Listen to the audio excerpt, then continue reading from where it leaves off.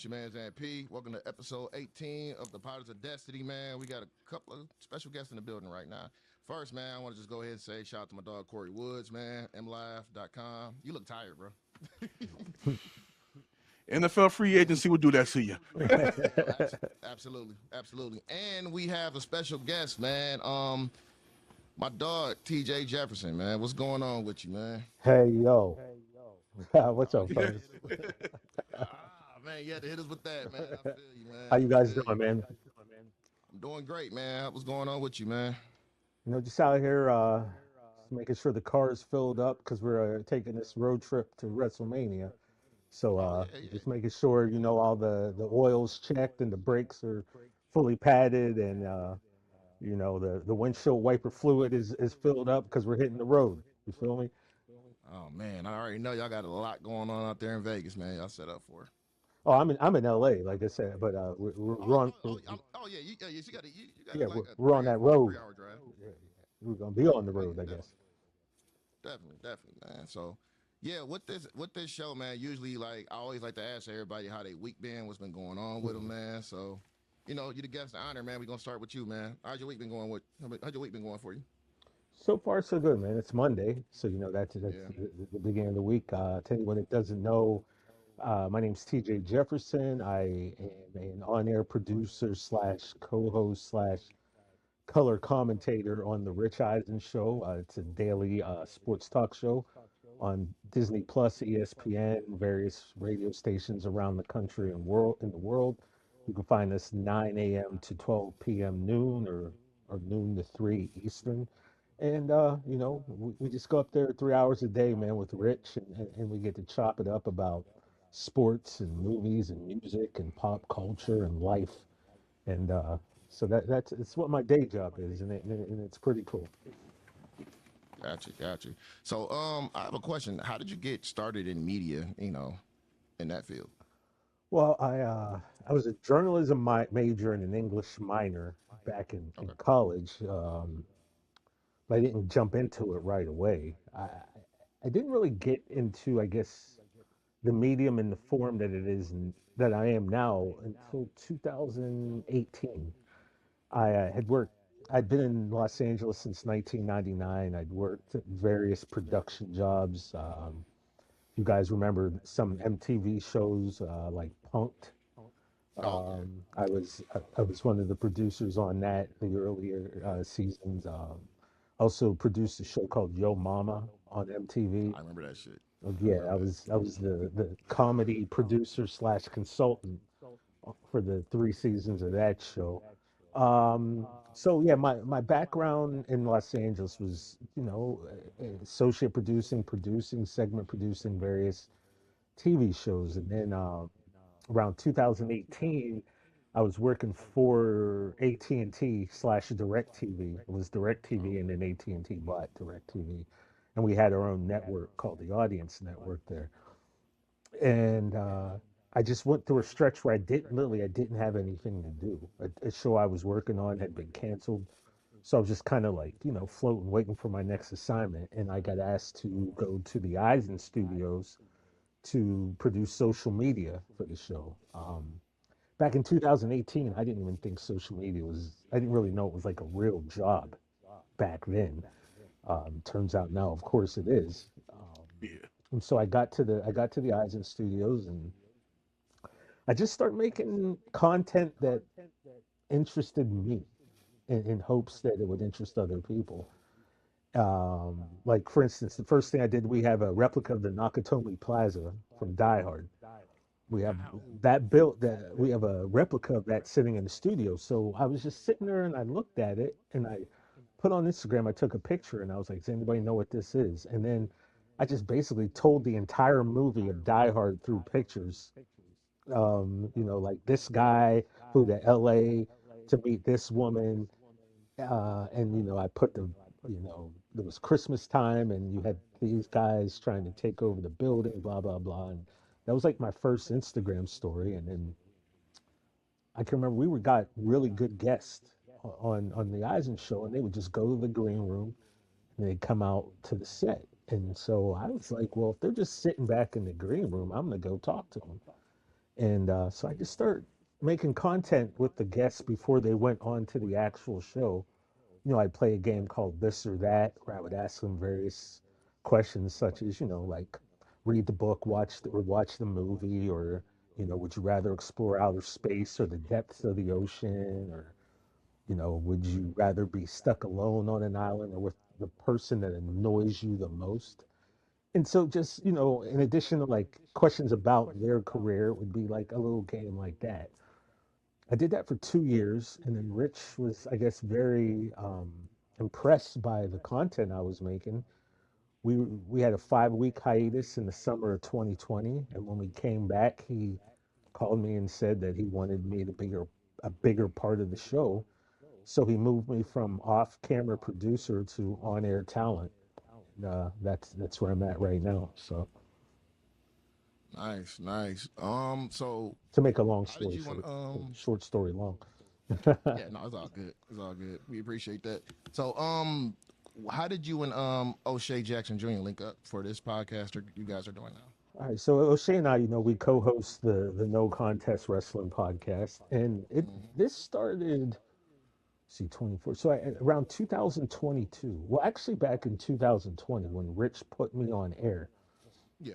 I like to say I was one of the first people in, like, I guess major sports media that really started to weave wrestling anecdotes, wrestling phrases, wrestling just in general into normal sports talk. Like we'd be talking about football, and I'd be making a comparison between, say, Tom Brady and John Cena, or, just wherever I could, I would throw some wrestling into the normal sports talk. And then it got to the point where, when the major PLAs would come around, when WrestleMania would come around, or SummerSlam or the Rumble, I'd do this thing called TJ's Top Five, where he would give me a chance to kind of put a spotlight on wrestling. So I'd have like my top five Mania matches I'm looking forward to see that year, or, the top five people who had the best nights at WrestleMania, or, just anything like that that was wrestling related. And then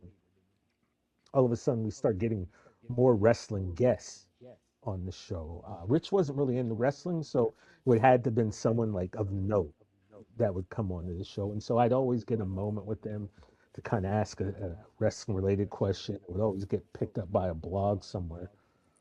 And so it got to a point where he wanted to do a Rich Eisen show podcast and network, where he would, because we had deals with Westwood One at the time.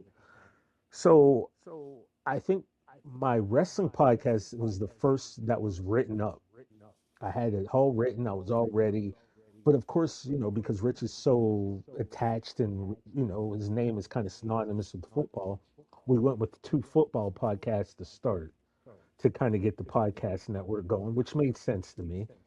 So after like 2 years of getting everything going, he finally said, like, all right, I think we're ready now for, to do a non-football podcast, ready to do your wrestling pod. And I'm like, all right, bet. Like, I've been waiting essentially my whole life for this, but in particular the last 2 years. So we're sitting in the green room after the show one day. He goes, well, who would you like as a co-host? Like, who would you want to host this with?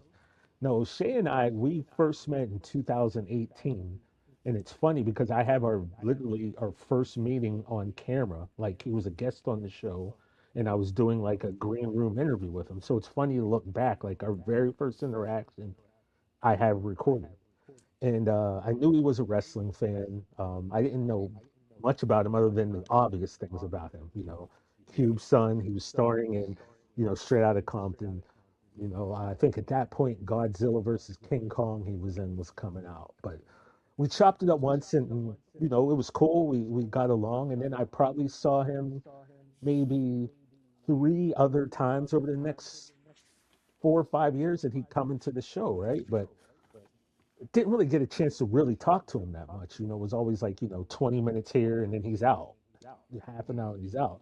But I followed him on Twitter, and I noticed that, man, every time this dude says anything about wrestling, it blows up.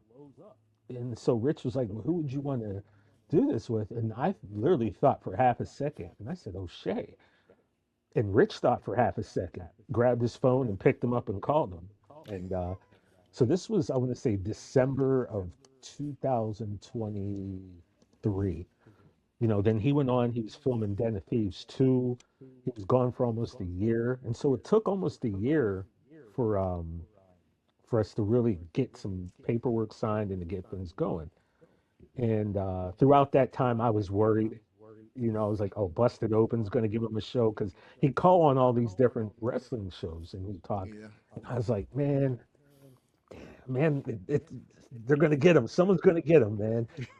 And I just knew, I don't know, I had a feeling that I was like, he and I together can make something really cool. The infrastructure was already there from the Eisen show, right? We already had the link ups to, Westwood. We had the studio already there. It wasn't like you had to record, anywhere else. You come into the studio where we do this show from, and this is where we'll do it. And so it took about a year, but we finally got whatever paperwork, whatever needed to be done on his end done. And then it just was like, all right, well, let's do this, man. Who do we want to get as a first guest? And for about 3 weeks, it was going back and forth between CM Punk and Jey Uso. Uh, and then he and Punk had become friends off of Twitter to the point where Punk went to the Cocaine Bear premiere with O'Shea. O'Shea hit him up on Twitter. It was like, hey, you want to come to this? And Punk was like, yeah. And so they became friends off of social media. So fortunately, we got Punk to say yes to do the first episode. And he stayed with us for it was almost like 3 hours. So we got 2 episodes out of it. And it kind of really blew up right out the gates. And we've just been running ever since.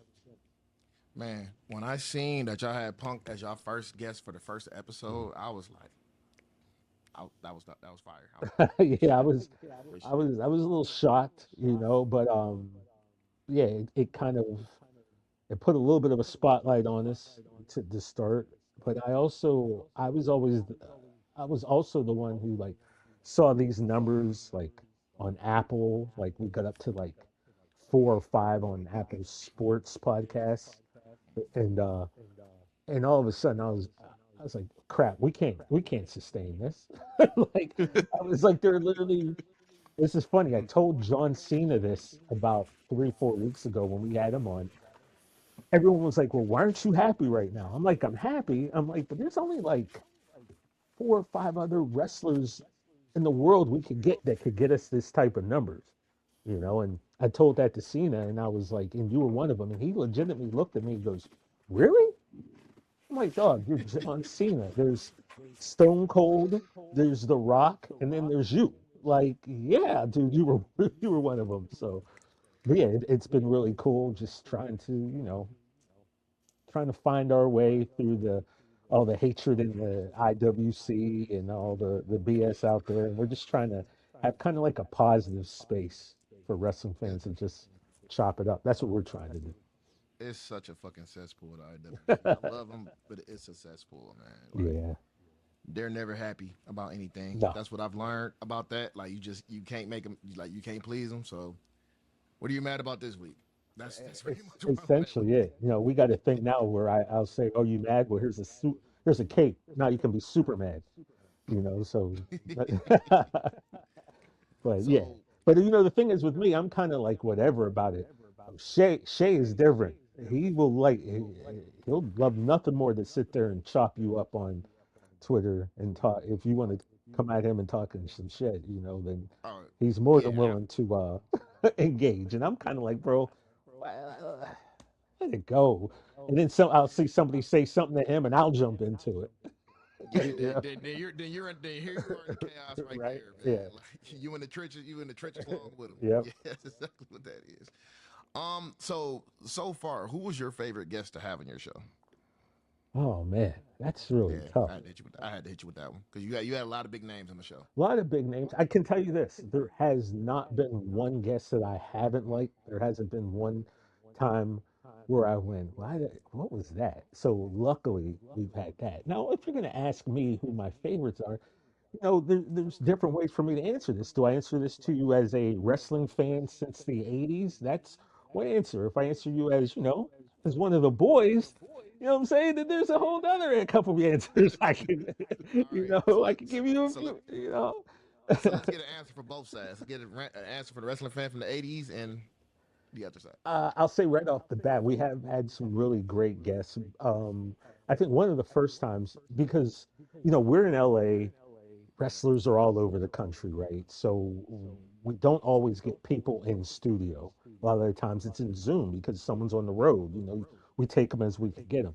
But having Mick Foley in studio, there was at a point where I literally just found myself staring at him. Like I'm like, this is this is Cactus Jack Manson right here. You know, this is Dude Love. This is Mick Foley. This is Mankind. You know, like this is you know, Mama Foley's baby boy. And I literally just a couple times just tripped out staring at him. Like same thing with X Pac. He came on, and it was just like, yo, man, like you know how many kids this dude caused to have detention in school from throwing up that X? You know how much detention time you personally are responsible for. So yeah, when you get to talk to guys like that, like Mark Henry and The Godfather, just some really cool old school wrestlers, and to hear those stories, it's dope. And we kind of got lucky too. We kind of found ourselves somehow being almost we call ourselves the unofficial NXT podcast because we were getting so many NXT people early, like Trick and Oba and Lexis King and Jada Parker and Lola Vice and just a bunch of NXT people before they came up and they went to the main roster. So yeah, man. But like I said, some of those old school cats that I mentioned, the that was dope. But recency bias, I guess the John Cena one was pretty amazing. Yeah, that was a great episode. I love that episode. Oh, thank you. I love that one. Definitely. I'll say like when me and Corey had our first show, Everything Is, our first guest was actually Eric Bischoff. Okay, we've Eric had Bischoff Bischoff coming out. too as well. Yeah, Man, Bischoff is my guy, man. That's my brother. I love Bischoff, yeah, man. yeah. Thanks to Eric too. He blessed us early. I think he was maybe our fifth episode. Yeah, I remember that episode too. And yeah, just he was so fucking cool, man. He was just Yeah. he like man, whatever, take as much time as you guys need and everything, and then like, and Yeah, I, we was only a lot of supposed the to have fans him for was wanting that 25 episode. minutes. How Yeah, long? And he was just like, you know what? I'm having fun. Let's go. Yeah, that's what's up. and, and what was weird too, because that was like for the place we used to work for, like we had the biggest first guest on there, and it was like, oh shit, I got. I'm like, yeah, what the fuck did we did? All right, man. Let's dive into some real wrestling shit right here, man. Oh, Give me but you your know what? The personal. answer, the answer to the second part, like I said, Oh, if you okay, want me okay. to Oh yeah. answers when the fellas, I think I threw some of those names out, man. Like we've had Jada Parker, to the point where like we actually met her at Gronk's beach party at after WrestleMania last year. Oh shit. That was just we found ourselves in the wrestler section, and everybody like a bunch of NXT people, you know, just a bunch of guys were there, and that was really cool. But we're to the point now where we say goodbye to Miss Parker at the end of every episode, kind of like as a Friday night. Like we'll be like, "Here's where you can watch the show." Blah blah blah. O'Shea has a little thing he says, like have a good day, but not too good, because who the hell do you think you are? And we'll both pause, and it's just like, "Bye, Miss Parker," and that's like how And we hang it end. up. But we've had her, like I said, Lola Vice. We've talked to Bailey, man, EO, Blake Monroe, who I can't front. It kind of messed me up a little. I called her AEW name during the interview, and I was like, I kind of, I was kind of like, for a second, uh, you know. But man, who else? We've had Nia Jackson. We've had Liv Morgan on. We've had Stephanie Vaquer on. Yeah, so we've had a really cool assortment of men and women who jumped on the pod for us. Yeah, and I know like as a wrestling fan, just first and foremost, just how amazing that is. You know, Yeah. just to meet everybody, just having to just pick their brain and interview them and all that. And hell, I would love to say bye Miss Park on every episode too. Well, that's our thing now. You can't do it. So I say hi, Miss Like I say, Parker. not a thief, not a thief, not a thief. But no, that's all yours. But no, that's awesome, man. So give me your top four Mount Rushmore of wrestling. All right, see, this is man, this is such a hard question, right? I Because know what are we talking, right? We talking these are the four people I think are the best in-ring performers. Are you saying who are my four favorite wrestlers, or who do I think would make a Mount Rushmore? You know, your four favorite wrestlers. We'll go with that. all right. So my four favorite wrestlers of all time, huh? Again, tough because. Honest to goodness, if you ask me this today on Monday, I'm gonna give you four answers, and then you come back to me on Thursday, I'm gonna give you four different ones. But if I had to give you a TJ's four favorite wrestlers of all time, all right, I got to go old school, right? I got to start with, I'm a little bit older than you guys, but the first wrestler that I can remember seeing on television as a little kid, and he was the champion, was Bob Backlund. So he was I remember being in early elementary school. I'm talking first or second grade, and me and my grandpa went to a wrestling show, and I saw Bob Backlund. I can remember him touching my hand, like shaking my hand going to the ring. I don't even remember if he was still champion at that point. It might have been after that, but yeah. So I'll say Bob Backlund just because he was the champion when I first kind of started to follow, or not even follow wrestling, but just became aware of like, oh yeah, um, who else would I have to say? I was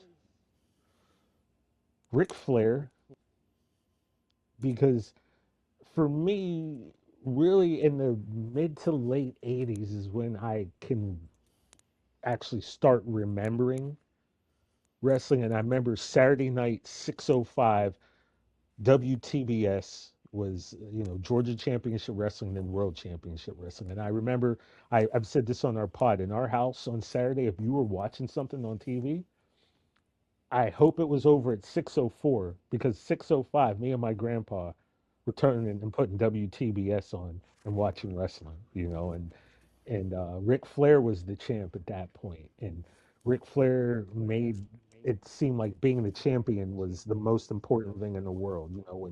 When he would come out, it'd be like Ric Flair is in the building tonight, and that was just like this is a big deal, like the champions here. So I have to say Flair, and then Shawn Michaels, because if you ask me who I think the greatest wrestler is, again, that'll probably flip day to day. But I found when I talk to friends and I have these discussions, I find that Flair and Shawn kind of back and forth are usually one or two on that list. So if I'm just saying my favorites, um, and then I'm gonna throw a name out there that might surprise you, uh, but he's probably the reason he is the reason I really heavily got into New Japan back in like 2009, 10, and that'd be Shinsuke Nakamura. That's a great one. I'm That's a great one. I am a huge Nakamura mark. Uh, it just upsets me to no end because when he came to NXT, I knew what was going to happen, and I knew what wasn't going to happen, and I still tried to talk myself into thinking that the direction I want to see Shinsei Nakamura go, he would go. And of course, he didn't quite get to the top of the mountain. But looking back, the man's won pretty much every other belt, right, in the company. So I'll just give you those three. I'll just say today, as of March was the 21st, 23rd, I'll give you Backlund, Flair, Michaels, Nakamura. Yep. Great picks. And That if I could, Nakamura, man, I love that one. Solid list. yeah, if I could ask you one, because you went with the Booker angle, Mhm. just right now, not all time, but just right now, the current state of wrestling, what would be your dream match? Are we talking any promotion? If you can, any promotion. Man, what would be my absolute dream match? That's a great one, especially if I can, pull from Yeah, mix and anywhere. match. Uh, Mix and match, definitely. I would say I'd probably have to go back, right? Like I'd want like a 2000. No, it would be a dream, and I've said this before. Like a 2017, 18 Okada against maybe like a maybe like it's like '09 Randy Orton. I feel like Mm. that would be something, right? What else? Oh, another one that I've always said, and I don't think a lot of people would ever say this. Kurt Angle against Varsity Club Rick Steiner God damn it, that's a great one. is another one that I that I would have loved to seen. Man, there's or did you mean just guys like from right now that we can make a dream match? No, That was Oh, good. That was good okay. right there. But hey, if you want to go off the current crop, that's cool too. Oh, current crop. I mean, I think last Monday we got something that I mean I've been saying for a while on our pod since we had him on. This man's been on No Contest Wrestling 4 times now. We got to see Oba and Brock lock up a little bit. We saw it at the Rumble. We got it at Monday Night Raw. That's kind of a dream matchup.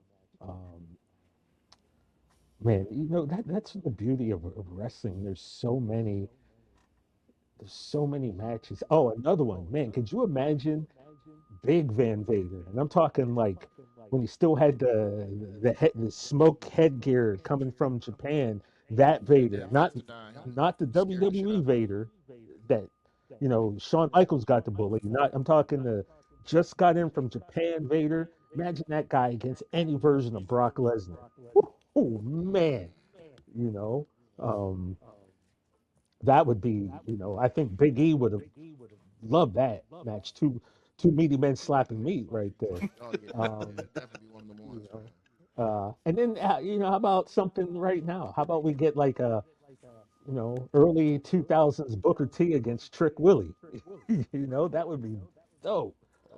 Oh, it'd be a lot of theatrics in that one. I would love that one too. I would definitely there, love that one. there's so many, man. Lot of showboating, a lot of showboating. Oh yeah, oh Um, yeah. I kind of got one. And I'm surprised it never happened. We never got. Well, it happened down there in FCW, but it never happened on the main roster. Brock Lesnar versus Batista. Right? Yeah.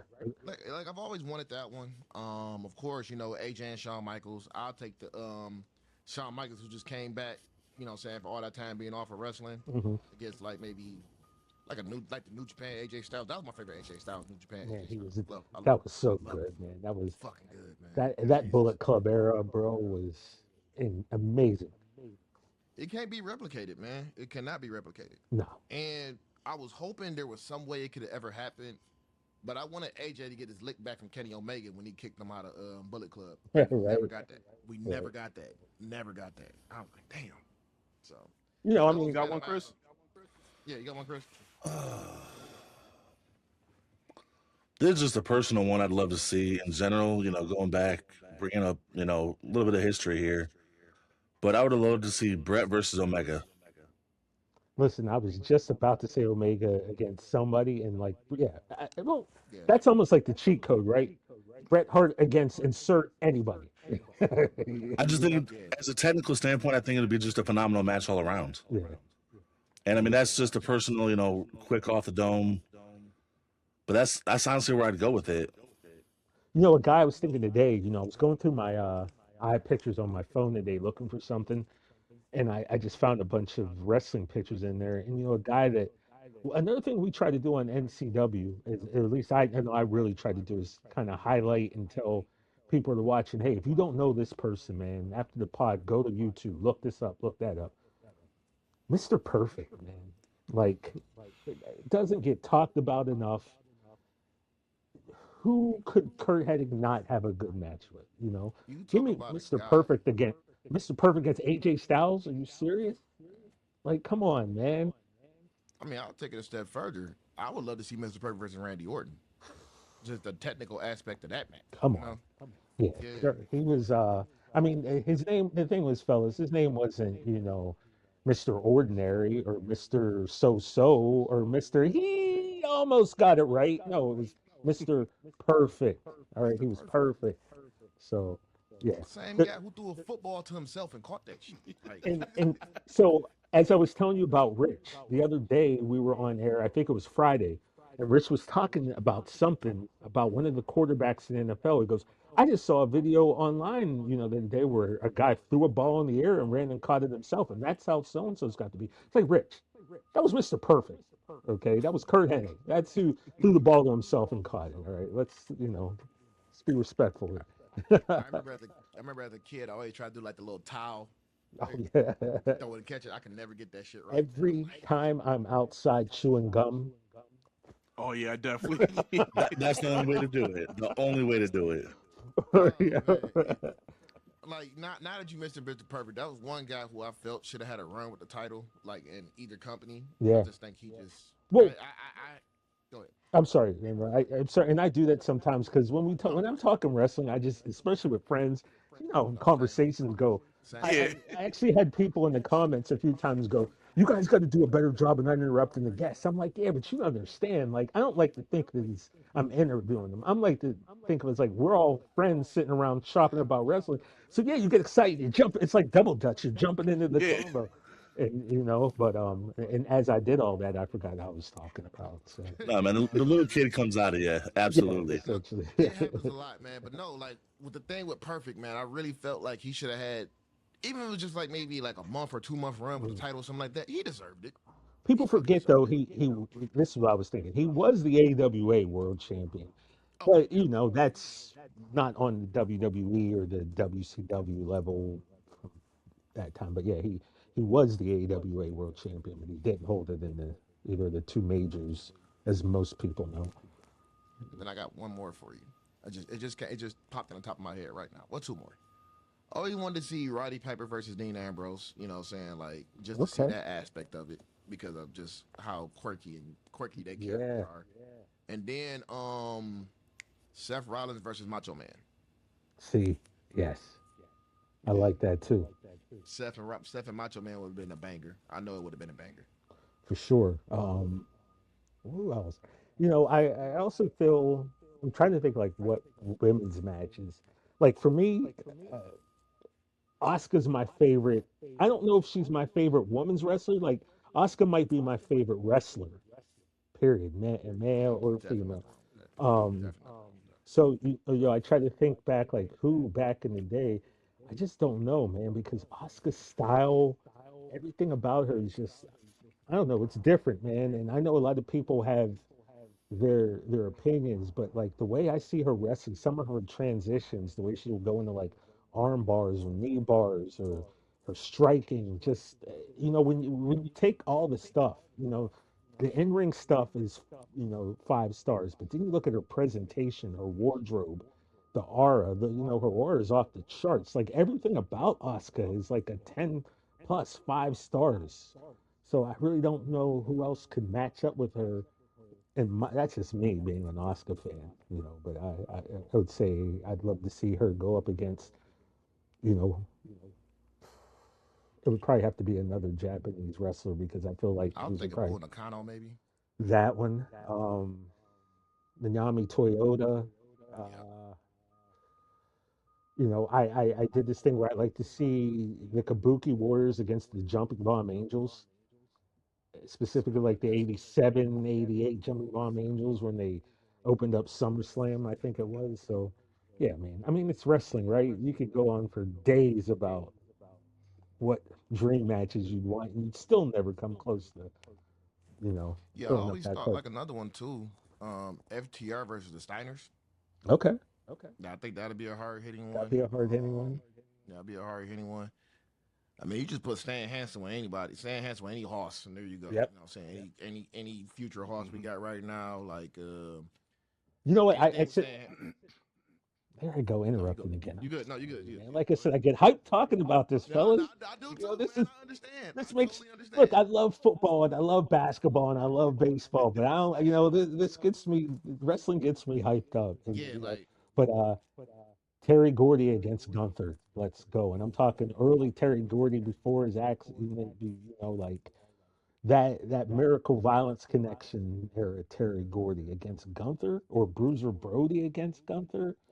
You know, um, I mean, shit, Hanson. Gunther versus Stan Hansen. Yeah, Like, that you would know. be something. That would be something. Like you with Gunther, you could just put him anywhere and you're gonna get a great match out of it, no Yep. matter what. You could like I'll put him in the ring with Bruno San Martino. Great match. Which another guy, right? When people talk about Mount Rushmores, right? I Hmm. I honestly don't believe that you can have a true WWE Mount Rushmore and Hmm. not put Bruno Sammartino on it. Like you just, Yeah. I don't think you can. Like we celebrated when Roman Reigns had 1,000 day reign, right? We all talked about how great that was because it was an achievement. Bruno Sammartino had four 1,000 day reigns. Four, he did it 4 times.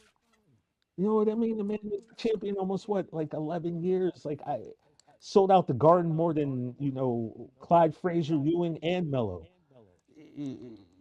I just don't think you can have a true WWE Mount Rushmore without Bruno.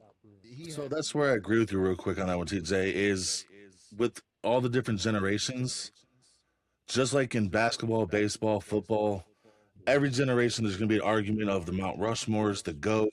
Yeah, There's so many different ways to look at this. You'll never be able to actually sit down, in my opinion, and give who's the GOAT of wrestling, who's the GOAT of basketball, baseball.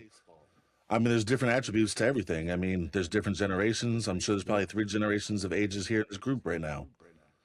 And I Mhm. mean, it's one of those that, like you said, Mount Rushmore could be whatever personal. It could be how long's your reign, yep. who's the best technical. The list goes on, man.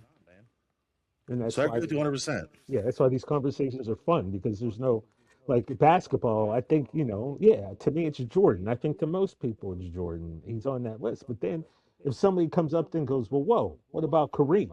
I'm not going to argue. I'm not going to say anything other than, "Oh, you're Yep. right." Somebody comes and say Bill Russell. Okay, Wilt Champ, sure. You know, and those are kind of ones that I won't argue at all with. If I say Jordan and you say one of them, cool. Let's talk Yeah, I'm about the backing other down. I'm two then. backing down if somebody say Kareem against Jordan. I'm like, all right. Kareem, really? Do you know how great Kareem was from? Yeah, that's what I'm saying. Like, I'm backing down. I'm like, Oh, yep. I thought you I said mean, okay. I'm like, yeah, Okay, my I'm backing down. Like, yeah, No, I can't you argue just that shut with. your mouth and got the conversation at that point. That's all it bad. is. Yep. Man, I will say I want to add mine in. I just I'm not gonna say necessarily from technical, but it's off of how I think they would build that program. Jake the Snake and Bray Wyatt. Mm. Come on, bro. Why'd you? We're just gonna come on and just dunk on all of us like that So that's a whole new can of worms right there, man. because you're I talking. just think you're talking about off of like their psychology, the way their promos, and just Well, the way they would work that match. Is just I just think it would just be something insane. Like you wouldn't that couldn't be a one-off match. That would probably have to be like almost like a year-long program of just right. the wrestling minds just going back and forth, trading off. Oh, This, yeah, man, Yeah, the that was a mind good one games with that would be because Can I I. add to that, Corey? huh? Can Yeah, I go add ahead. to that real quick? Yeah. I don't think it needs to be multiple matches either.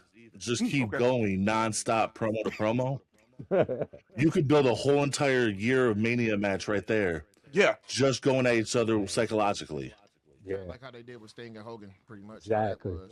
Yep. Except have a much better payoff than we got with Oh yeah, they, Hogan. Man.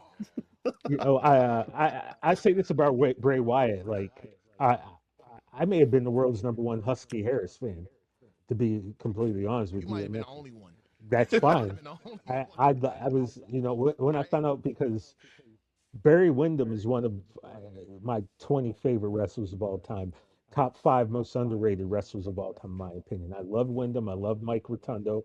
I'm like, wait a minute, this is Mike Rotundo's kid and Barry Windham's nephew. So once I found out Husky Harris, I'm in because that's how we do with wrestling. Like, oh, I love Dusty Rhodes, so of course I love Dustin and Cody. Like, oh, I like Cowboy Bob. Of course I'm like Randy. It's just like that's nepotism. I feel is kind of cool in wrestling. Charlotte came yeah. through, and I'm like, wait a minute. So you got the guy who most people consider to be the greatest wrestler ever, and the heir to that is not a male child, but a female child, and she's dominating. Like, how can you not like? I was all in on Charlotte because of that. So, yeah. So Husky Harris, I loved, and then when the Bray Hold Wyatt on. character came, yeah, I have to agree with you, man, about Husky Harris. I'm gonna try to get this on the screen. But 2011. So tilt it down a little. Yeah, I'm trying. Okay. Yeah. I see. It's a little weird with the lighting, man. Hold on. I can Let see me like set there's this. two people. I low key, if you, I think what we can do, we can have Corey. You can send it to Corey, and Corey can edit it into the video, maybe. Yeah, I'm send it, but I'm gonna say, is it, that you and Bray, or that's you and me and Husky? Husky Husky. back when we first came in, back at Metro Airport, man. All right, so make sure That we put that was. picture in there. Yeah, I'm gonna make sure I send that to Corey soon. Yes, indeed. I'll send it to Corey and have him send it to you, man. But this was back before he had any kind of beard. I got to adjust the lighting, man. That's my screw up on that. But no, man, he one of the nicest guys I ever met, even back then. Just to give it a heads up, Yeah, coolest dude ever. So I agree with you 100% about being a Husky Harris fan. Watching him go from that to Bray Wyatt to the Fiend, yeah, it was something else, right? the transitions were just impeccable. And then you talk He, Jake the Snake. I literally just talked about him last week on our podcast. I said, these promo masters who don't have to scream, who don't have to raise their voice. As a matter of fact, they're almost scarier when their voices are dropping. And Jake the Snake would tell you about taking you to hitting you with the sword of Damocles or something like that. And you're like, what the heck is that? And I was comparing him and Arn Anderson. Arn Anderson, another guy, top five underrated promo dude is Arn Anderson. So yeah, on that Bray Wyatt, Jake the Snake tip, oh man, that we were robbed of. Once I get this time machine going, fellas, I'm putting that one on the list. oh man, I need you to add this one to the list too, man. I think we got cheated out of this one too. Undertaker versus Sting. Come on, Like yeah, I really think we got cheated out of that one. Like I would love to have 97, 96, 97 Sting, Crow Sting yeah, against like yeah, like, Ministry of Darkness Undertaker, or yeah, just how the mind games with that one. Lights go out, crow noises, crows all mhm. around the ring, and all this other shit. Undertaker, he's sacrificing people. You might see Lex Luger get sacrificed or some shit, and then we'll go into a whole other level with that one, man. I think that one would be like great mind game. That'd be a great like psychological fight I right like there. that one I too. think. How about this one? Just popped in the head. Uh, I don't understand when AEW came around, right? There were so many wrestling fans who were like, "Oh, they got back, they got me back into watching wrestling," right? And I think to myself, did you not know TNA existed? And TNA from like '03 to around like '06, 7, TNA was just it was incredible. They had the women's division was phenomenal. So when I think TNA, I think, man, people never got to see Abyss at the height of his powers. And people have said Abyss versus Kane or Abyss versus Taker. People don't like. I think if you watch Unreal and you see Chris Park, or and you see this big kind of mild mannered guy who's producing wrestling matches, you would never know that this was the monster Abyss.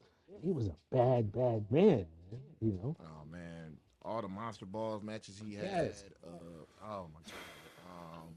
Judas Macias, Yep. Relic. Relic. Oh, I'm a TNA historian, man. right. I'm a TNA And then, historian, I mean, man. if you would talk that area of TNA, man, you think like you couldn't tell me looking at Rob Terry that guy wasn't going to be. Rob Terry made.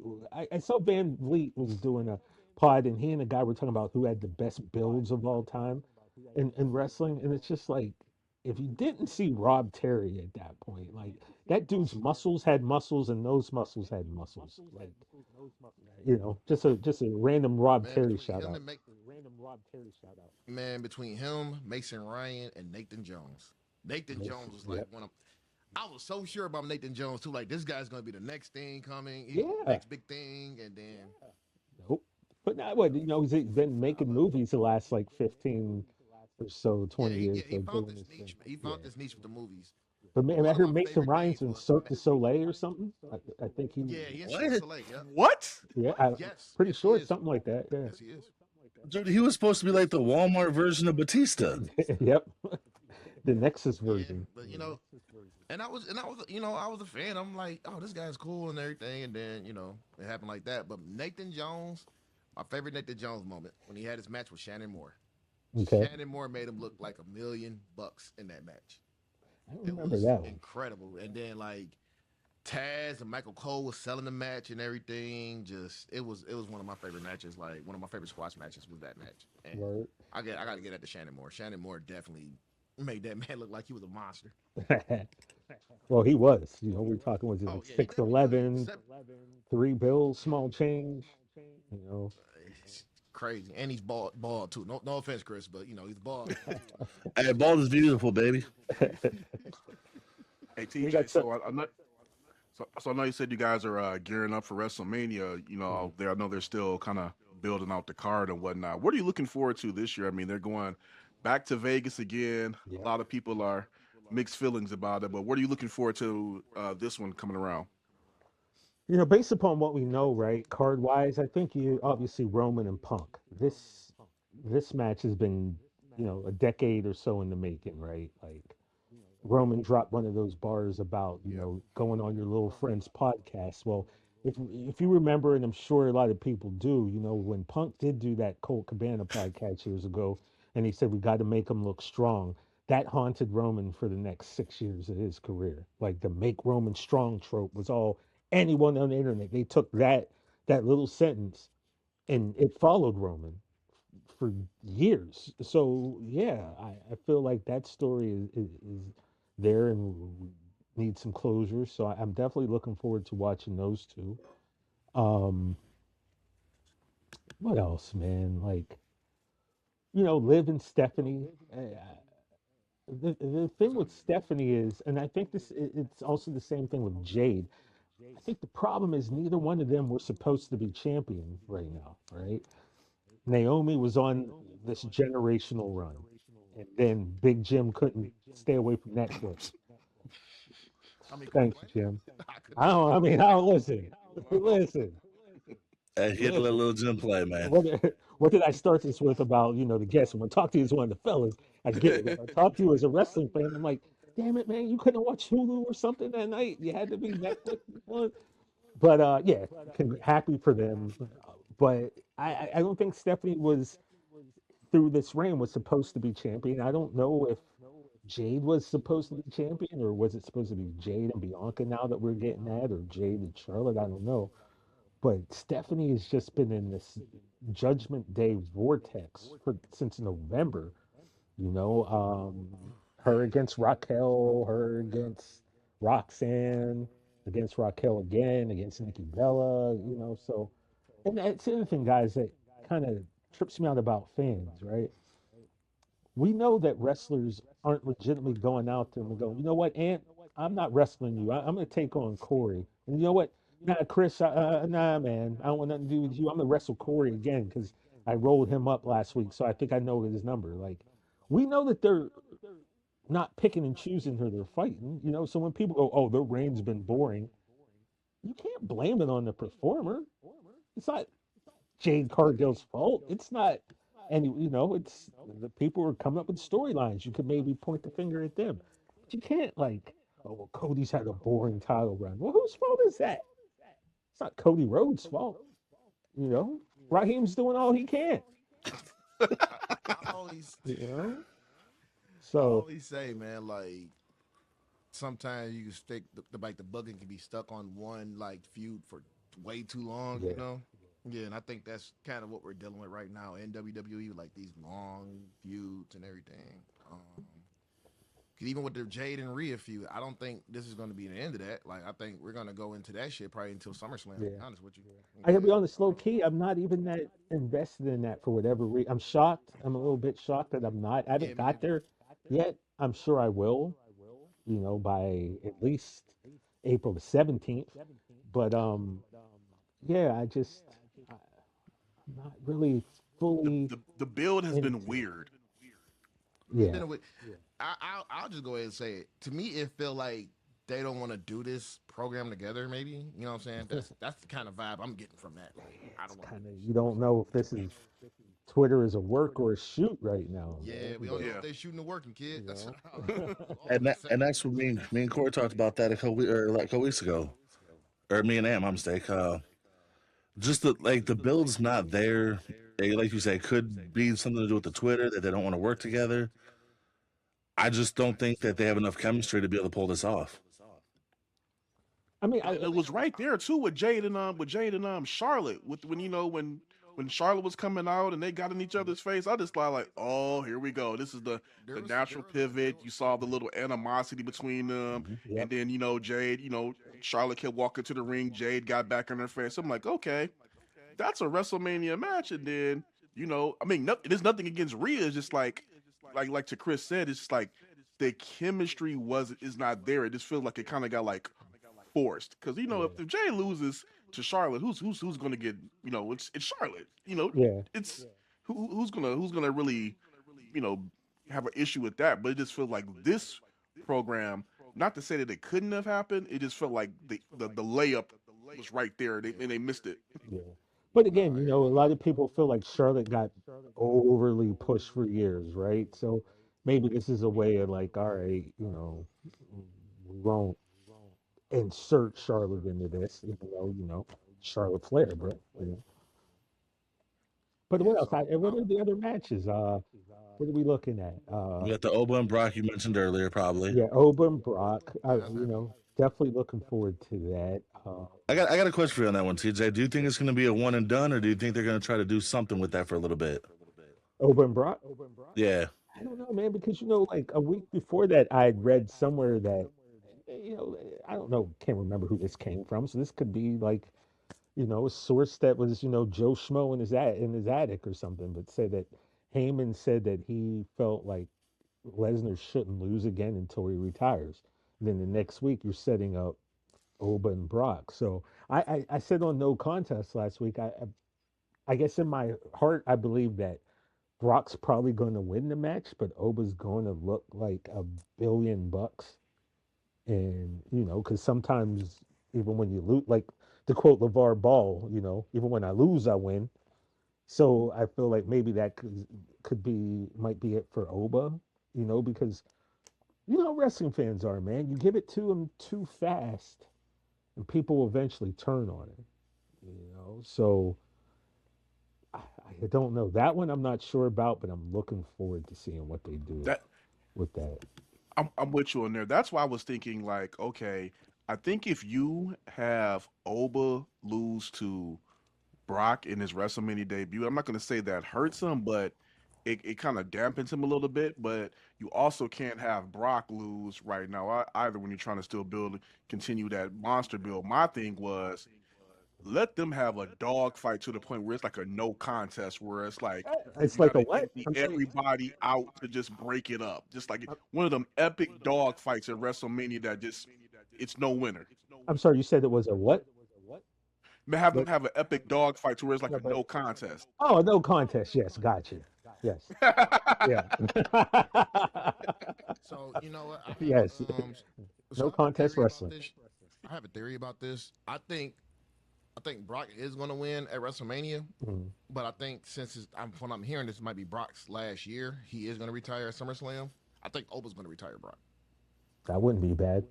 I think instead of having Gunther retire every fucking body, like just pass it off to somebody. You know what I'm saying? Like that would be great for Oba's career. He retires Brock Lesnar. That'd be fucking amazing. You know what? I just had a weird thought that would never happen. Imagine if like Javon retires Brock Lesnar. I would love it. What that would do That for would be the crazy. young OG, I would love it, man. you know. But we probably won't get to see that. And especially based upon the way he sold for Oba, you could tell.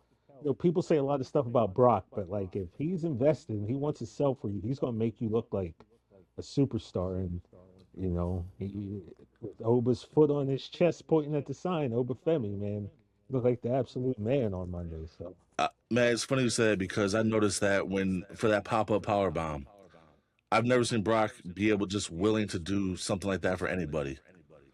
So for him Yeah, to take that kind of bump, yeah, yeah, maybe Big Show. That was, but then again, Big Show was so big, you're just going where he put you back then. But yeah, exactly, Chris. Nah, man. All right, what other matches is like they haven't really announced everything. I think I know we're getting Don versus Finn. I think the Demon is coming out at Yeah, WrestleMania. yeah, I think you the Demon. I price think the for Demon is sure. coming. they just can't spoil it and tell us. They just gotta I drop mean, it. He just gotta come out. we're wrestling fans. We're wrestling fans. We know this shit's gonna happen. You know what I'm saying? Oh, we know it. Yeah, we Like know you it, just but like you could just like it's so like shit can be so predictable sometimes when you watch it. Like you watch it for so fucking long, you be like, yeah, that's gonna be the demons coming out here or something like that. You know, um, Cody and Randy. That's another one. That's Cody one that's Randy. like that one got me curious. That one Yeah, got me for real sure. curious. I was Like I upset. have a theory. I'm sorry. Okay. No, go ahead. Go ahead. No, please. No, I have a theory that you know, Randy's been on the phone talking to somebody. Mhm. Everybody keeps saying Cowboy Bob Orton. And all that. I think he's talking to the voices.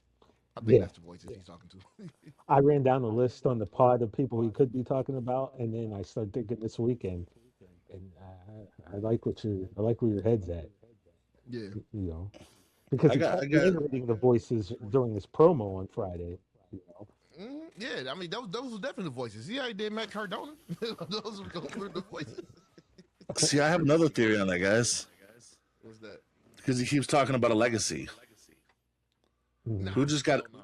I think they might bring back. No way he does I it. swear to God, I have a feeling, bro. Yeah. No. So if you I if have a you feeling.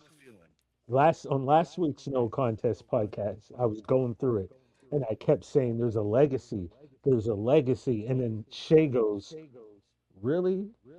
And I had to think. I was like, "Oh yeah, Ted DiBiase Jr. is going through some stuff right now. Look it up. But now he's out of it. He So got yeah, who knows? That's why after they acquitted him, I'm having a feeling that there's somehow they're gonna possibly bring him, whether they make it an interference to keep Cody with the belt or to cost Cody the belt. Whatever the case is, I just have a weird feeling it's gonna be him. Yeah, that was like I See, I said, was that gonna was say something I Manu. thought. If you're gonna go that route, I was gonna say Manu. If No you're gonna go way, that route. no way. He might pop up. I don't know. I'm gonna go with the voices, man. If Ted DiBiase does show up, man, I will buy you. I will actually buy you a belt if Ted DiBiase And shows how up. about this? We go drink for drink WrestleMania party. Oh Jesus Christ! All right, we'll do that. All right. Uber. Drink. We'll No, do no, no. that. We ain't gonna go drink for drink like that. No, no, no, no. Oh. Plus, I got a designated driver. Oh. Um, Where do you guys live at, by the way? Oh, we're in Michigan, You're all in Michigan. Detroit. Okay. yes, sir. Shout out. Got my man Jeff Yeah. in Detroit. He's a regular caller into the Eisen show. He's always calling in from the barber shop. So like you know, and then you know, like if the boys in the barber shop got a question, you know. So yeah, shout out to my man Jeff in Detroit. Yeah, man. Shout out to Jeff, man. I got to know what barbershop he go to, man. That's the biggest thing right there. I got to know what barbershop he goes to. Yeah. You know, because if he goes to, like Lady Jane's for men or some shit like that, yeah, 86 that I have to one. ask him. I'll have to ask him next time we call. I go to the bathroom upstairs and my wife saves it for me. The best I'm way. not gonna comment on Lady Jane's. Oh, Yeah, man, that is. Aunt knows why. Hey, man, look. Hey, look. I could talk about him. I didn't sign. You can, I can't. Uh, Or we don't want to get nobody in trouble. You know.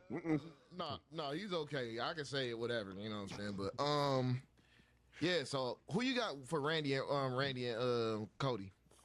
You know, I said this on the show, and I was so mad because being a big Drew McIntyre fan, right? I was so mad when they when Drew had to wrestle Cody on that Friday on SmackDown, and I said that Wednesday. I'm like, this is gonna piss me off because I want Drew to win, and yet Cody against Randy makes way too much sense to not do it. So that's where I was like conflicted. Like I wanted Drew to win, but I knew what was best for business is Randy Yep. and Cody. So I think Randall K is gonna walk out of Mania with the title. Yeah, I think it's time, and I'm glad they actually let the title float around a little more instead of like Roman holding that motherfucker for another Yeah. 1,000 days. I'm glad they like you getting other like performers to get it. So I would love to see Randy get it. Honestly and truthfully, I'd love to see Randy get the 16. I think Oh, he deserves it. I predicted that Randy might finish. I've heard him say that he thinks he could go 10 more years. Randy could get to like 18, 19, really, maybe I can 20. believe that. One thing about Randy, he takes care of his body. He Yeah. takes care of you. He's one of the safest workers. Yep. So yeah, I could see him. I could see him getting up there for that. Yeah, Yeah, I could maybe definitely. so. We talking about dream matches. That was the one that I felt that WWE dropped the ball on with Randy in his title runs. That should have been Randy versus Cena to see who passes Flair. That Yeah. I just think that was a missed opportunity. That's a good one. But Randy was what, two behind him, three behind him. Yeah, they should have. That's what I was thinking. Like Randy, they should have just had Randy. Should I think he should have had more turns at the belt than he did. But I just thought that him versus I just thought at one point because they were just so close. I just like, all right, they might up Randy a little bit so they can get him versus Cena to see who passes Flair. It just made I too much think sense what to it me. I I feel you. think what it was probably because of the Roman push, the Roman run that he Yeah, had going on. That and I think also too, when Randy had that back injury. That was yeah. the other one too. Yeah, That it kind took of him like out. derailed Yeah. a lot of that as well. Nah, so yeah, I got Randy winning that one too. I think it's time for a Randy run. It's time for a Randy Oh run. yeah, This like absolutely. a mixture. This like a mix, and like this new character now is like a mixture of '09 Randy and like 2026 or some new version of Randy or some shit like that where he's actually talking to his voices on the phone and shit. So yeah, that's oh man, yeah. I'm on. Yeah, we'll probably get like a multi-man IC title match, right? Probably with Penta and a few people. Yeah. Um, They're known for that. Carmelo might have an open challenge. You might yeah, get like a new person to come out there, maybe beat Carmelo for the title or some shit like that. Even though I wish they do more with Carmelo in the United States Championship. I know it's cool to have the open challenge, but I kind of want to see him in a feud now. I want to see him feud with somebody. So I don't know, or it might be Trick Williams who might get the title off of Carmelo. yeah, you They never could. know, man. That could be the case too because I don't because they're going to have to put Trick at WrestleMania. Maybe him versus Sammy or some shit. You know, Yeah, it kind of I looks did like it did right forget now, about right? Yeah, they've been that. kind of teasing that a little bit. Yeah, definitely been teasing that And one. I also, I'm someone who like, I don't necessarily always need a story for two people to wrestle. Sometimes, like, Absolutely. I want to see two people wrestle. So I know there was a talk of what's Gunther going to do. Man, I spoke about the NXT UK title earlier than I'm staring at right now on my wall here. Why don't we just put Gunther and Dragunov and just let them beat the crap out of each other for 15 minutes? You know, You like, know why what's not? crazy? You know what's crazy? Put them in a silent room. Put them in a quiet room, no fans and nothing like that, and just how they Listen did to it. 2020. Oh my god, Like, man! That's to me. That's one of my favorite matches ever. Is that yeah, match? yeah, It bro. was just long. It was brutal. You could hear like the Mm. whimpering, the grunts and everything. It was just one of those. It was one of those matches, man. Just Uh, like Almost every you time could they just get in watch. there. You could just watch that and find something new in that match Yeah, so maybe just let, every let time. let them That's go. one It's of my favorites, WrestleMania, man. you know. Let them go and just do it. And I think they're kind of taking their time with them too, because they know what they got with that. They know what they got with that. Like Yeah, whenever we maybe. need to, yeah, whenever we need to do this, like we could just hit the emergency button, build up something with them, and just get that right there. They don't even have to, like you said, they don't even have to be a real story to this shit. They are just competition. They just Yeah, competitive. we'll pull Yeah. out some old vignettes, and now you got your story. You know. hmm Yeah. So So that's a I don't know when we're gonna get that match, but when we do get it, I will fucking be there. I'll be there in person for that one. I will be there okay, in person for that one. I cannot like I've loved that match so much. I had to be there in person for that. yeah, that'd be a good one. My bad, But my with dogs. like women's tag team championship, right? Looks like we'll probably get a multi women's match there with Lash and Nia, probably against the Bellas, maybe against Charlotte and Alexa, Bailey and Lyra, maybe, kind of endless possibilities there that can happen That's too. if Lyra don't turn on Bailey. Man, True. it keeps it seem like they're gonna try to tease that a little bit. They trying. So yeah, who knows? But I said this about Bailey too on our a couple weeks ago. We were up in Stanford for WWE 2K26's kind of like video game launch, and we were able to go to Stanford and do the pod up there. And I said to Bailey, like I feel she's really. She seems like she's at that point now where they're just using Bailey to put people over, and I feel like Bailey deserves so much more. Like Bailey's still at the top of her game, and so it's kind of a bummer. Like what was it last week? I saw her and Oscar going at it, and I just knew I was going to be happy and mad both at the same time. Whoever like happy for everyone, and then mad whoever lost. And I guess part of me can see maybe Bailey going the Mercedes route, right? Maybe just going out and venturing and wrestling all around the world before. her time is up because it seems like that's how much she loves wrestling, and I don't know. It just seems like Yeah, that was it for Bailey. I was shocked at it that I forgot who she just wrestled. I watched the match too. That on Lady AAA when she Flamer. lost that match, I was shocked. I'm like, Oh, whoa, Bailey took the That was L. AAA, right? Lady Yeah, Flamer. I was shocked Yeah, yeah. she took that L. Hey, look, Lady Flamer is wonderful. You know what I'm yeah. saying? So Yeah, And she had yeah, I think. a long run with the title too. So Mhm. Yeah, so it's gonna be like kind of difficult to get that off of her, but also too, I think Bailey's also giving too. That's yeah, one thing about Bailey. She's giving. I mean, what she's doing with Loaderstone, I know I'm pronouncing that shit wrong, but Lodestone.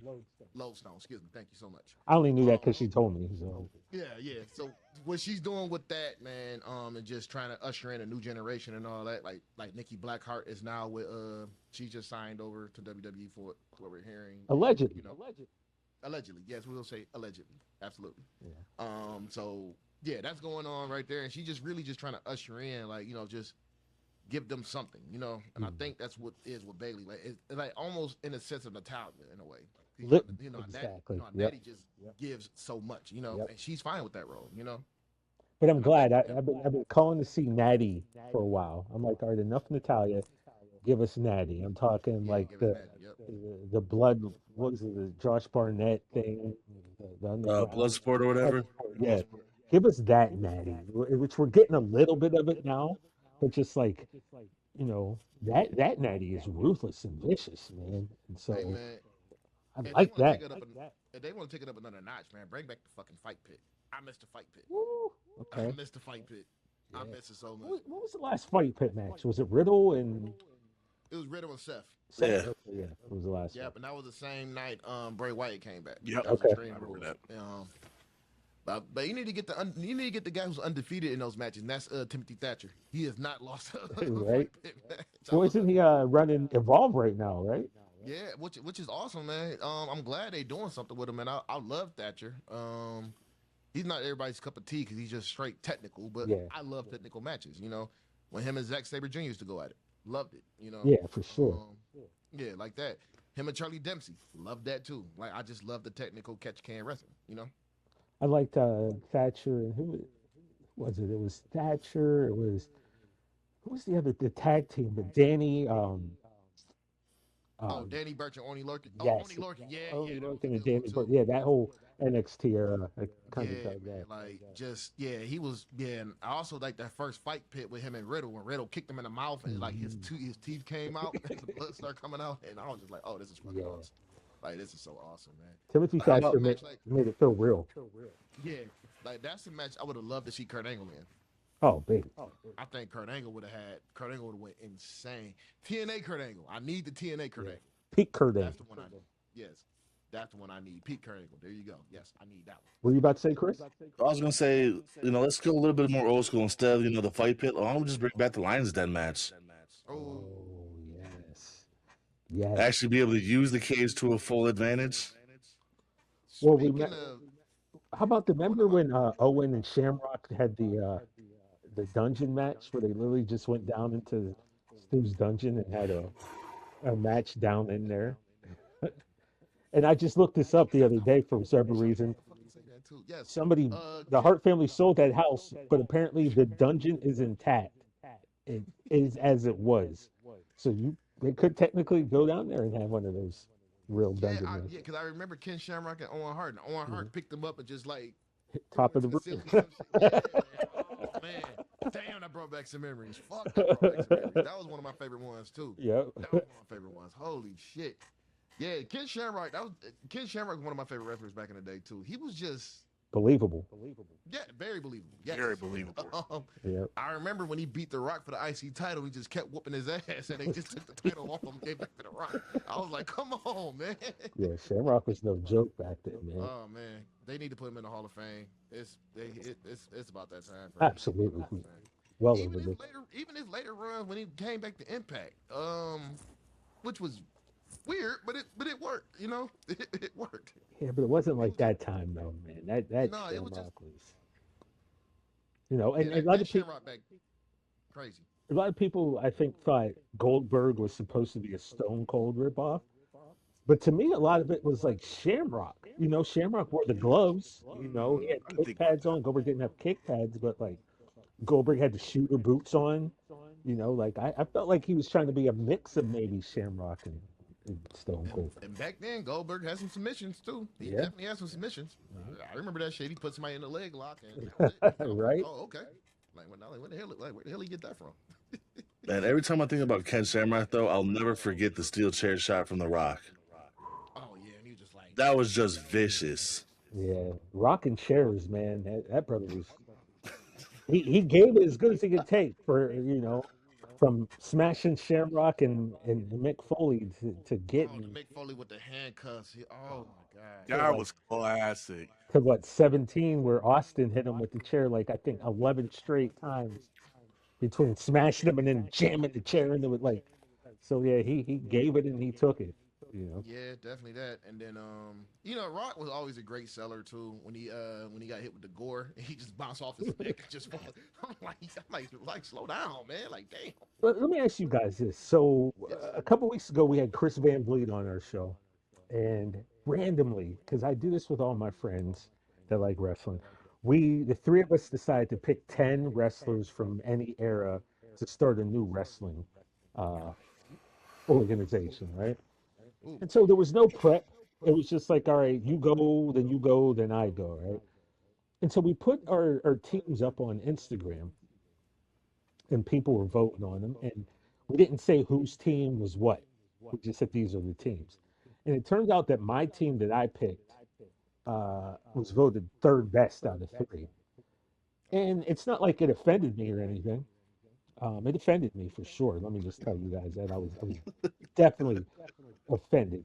But if you guys don't mind, I would like to just point my team out to you guys and maybe sell you guys on why I think that my team may have been the best, if I may, gentlemen, and you guys tell Absolutely. me All right. All The right. floor is yours. what you think. All right, so I'm pulling it up. This was my team. Uh, Here we go. So I had The Rock, Ric Flair, Andre the Giant, Sting, China, Bruno, the Road Warriors, the Steiner Brothers, Macho Man, and Harley Race.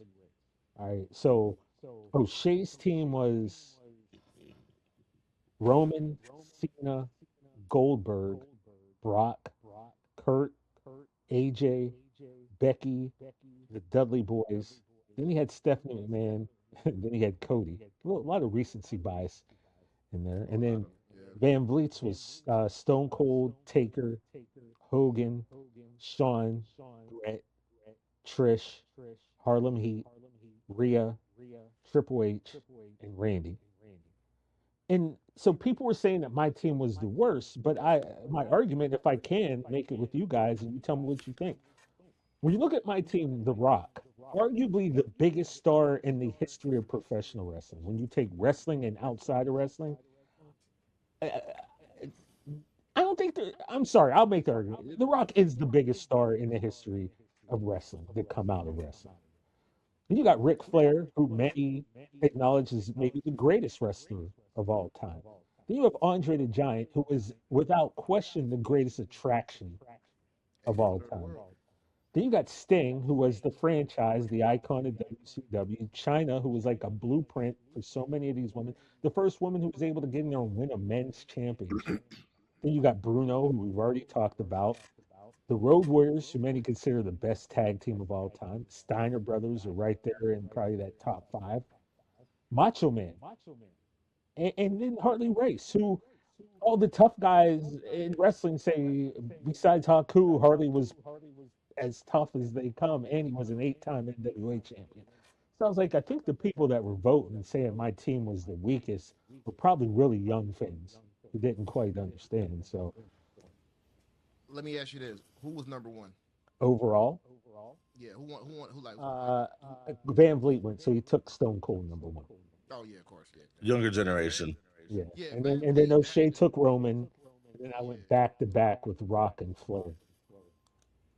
yeah. I'd say with Van Vliet, he picked the obvious ones. Mhm. Stone Cold, Undertaker, Taker. Shawn Michaels, Bret Hart, And and that's all that tough. shit. That's tough to Yeah, beat. yeah, yeah, yeah. I can see him being number one.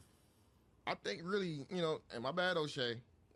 I loved you. I loved you in Seattle, Trailer Compton. Then the T's wanted to. He had the worst one of me. Oh, It was just like, all right, yeah, Roman, and all this shit and everything. I love the Dudley Boys pick. I love the Dudley Boys pick. I do love that, but it was just like, yeah, no.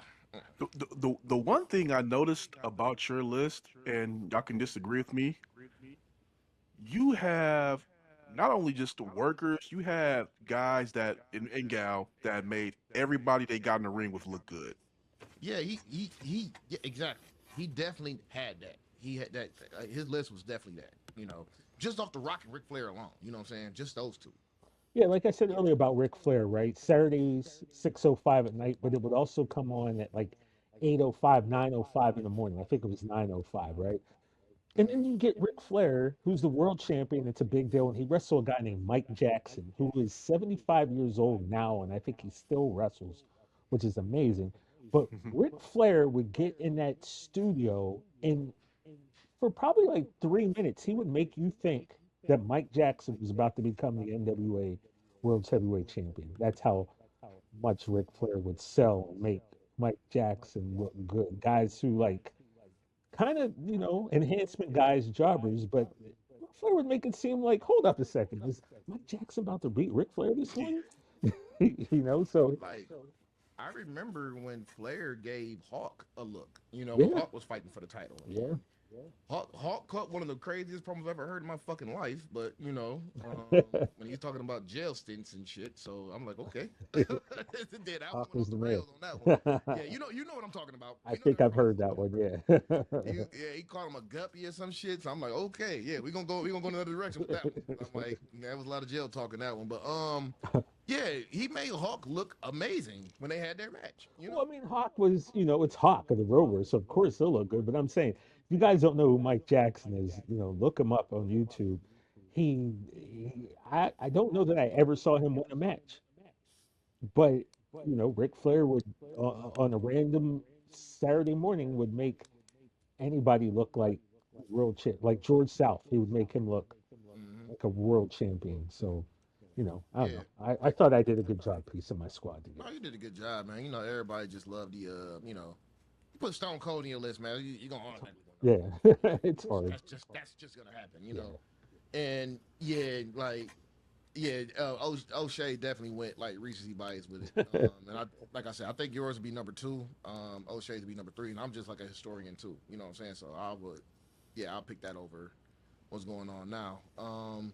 Also too, when you mention like wrestlers who make other wrestlers look good, we can always go back to Bret Hart versus Tom McGee. That Tom one, like McGee. that. Wow. Yeah. Yes, that one. Like the only time that Tom McGee looked amazing was in the ring with Bret Hart. Bret Hart. I mean, Tom McGee looked like $1 billion back then too. But once he went in the ring with Bret Hart, he had two left feet, and then we're like, oh, yeah.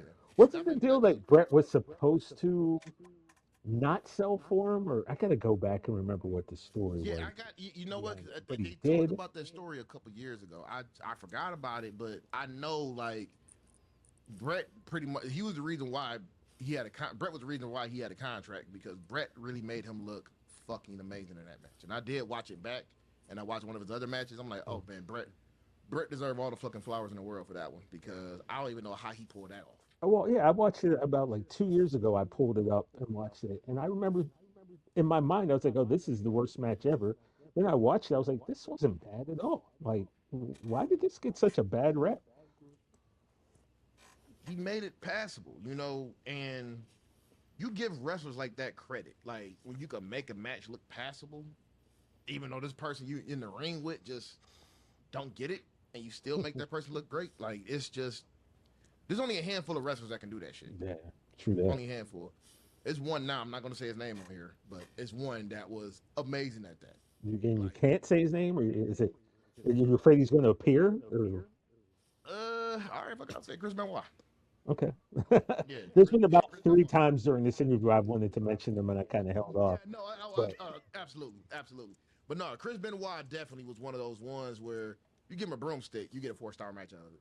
yeah, I mean, we can, I guess, a little bit. Obviously, what he did, the worst thing ever. but there is still this body of work that, like, if you just want to look at it, I, I mean, can you separate the art from the artist? I don't know.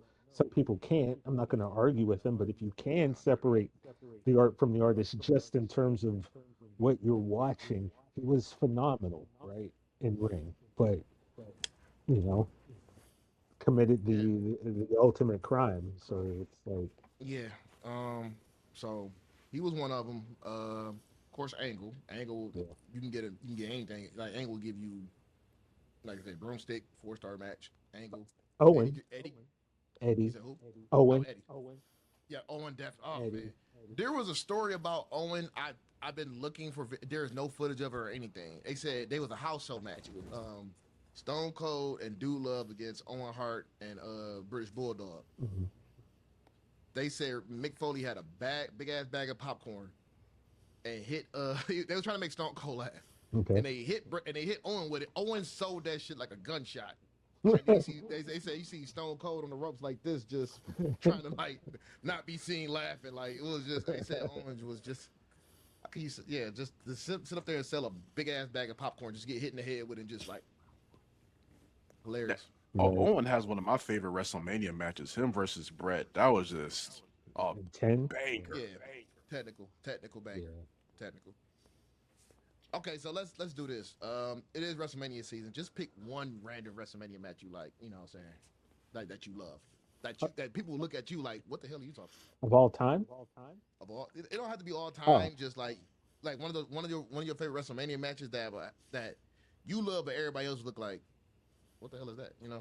I mean, that was, I can start yeah. first. What you got? The Raven, Big Show, and Kane hardcore match. Oh, When okay. Kane threw I guess Kane threw who the fuck he threw Raven through a plate glass window. You know, Big Show threw Kane through a door. All it was so fucking violent. Raven got hit with a golf cart. Like, it was just ridiculous, man. It was a fucking car crash the whole 10 minutes, man. I love that, man. Oh man. Chris, you Okay. got one? Um, I liked it because it was more so the passing of the torch. But at WrestleMania 23, the New Breed versus the OG original ECW, Okay. I remember that one. I do remember that one. I do just remember that because it one. was the passing of the torch. But Yeah. unfortunately, obviously, we all know ECW just didn't pick up the way Vince thought it was gonna. Okay. Nah, I always said Shane had a better idea for it, make it an online only type thing. I think that would have did great, but Just like AAA. mm-hmm. Triple I. Yeah, Corey. What about you, Corey? Uh, we talking about guys. I mean, people probably won't look at me crazy if I said it back then, but right now, because of who we learned the guy to be, it'd be like, whatever about that guy. But I just think that, and also too, this match should have ended WrestleMania anyway.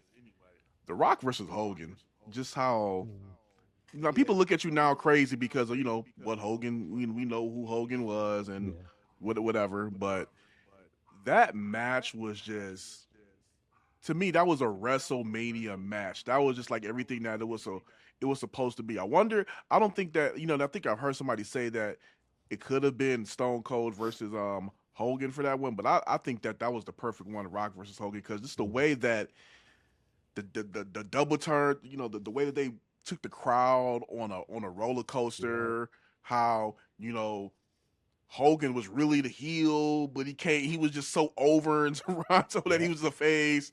And then just the work they did in that. I mean, Dave Meltzer gave that said it wasn't a 5-star match. I thought that was the craziest thing in the world because it wasn't even just really about the wrestling. It was just about the psychology and how they Yep. sold everything in.